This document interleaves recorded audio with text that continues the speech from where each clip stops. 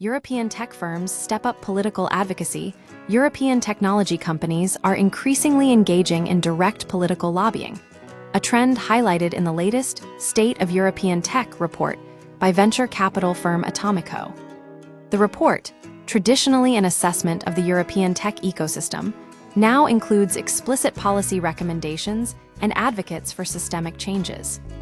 This shift reflects a broader industry realization. Sustained growth requires active engagement with policymakers, not just innovation.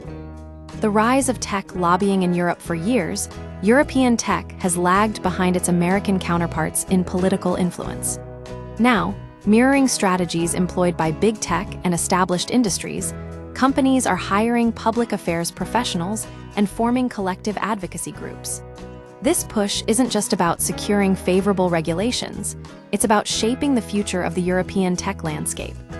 Atomico's portfolio, including companies like Avon, Dpel, and Klarna, gives its recommendations significant weight. Key policy demands. The report outlines 4 core policy areas: fix the friction, fund the future, empower talent, and champion risk. These align with ongoing discussions in both the startup community and Brussels policy circles. A key focus is the proposed 28th regime by EUINC, which aims to create a unified European company structure, streamlining operations across 27 national regimes.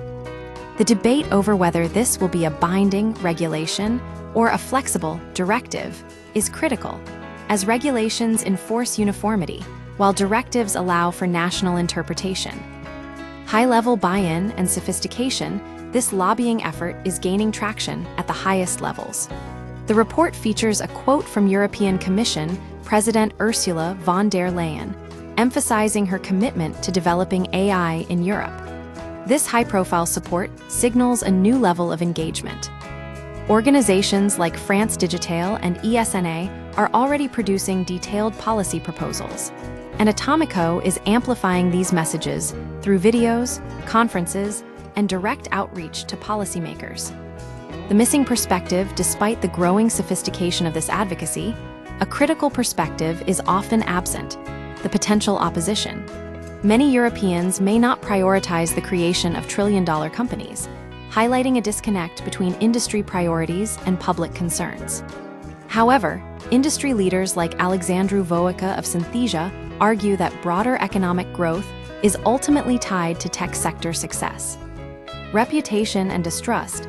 A key challenge facing European tech is public distrust.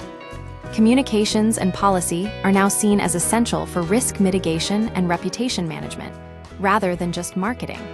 Failing to address this distrust could undermine broader support for industry initiatives. The movement must also avoid becoming overly aligned with specific political parties, which could trigger backlash. Ultimately, European tech finds itself at a critical juncture. As Atomico states, the region stands at a crossroads, and the industry's future depends on its ability to navigate the political landscape effectively. The shift towards proactive lobbying represents a maturation of the European tech sector, but its success will depend on bridging the gap between industry demands and broader societal concerns.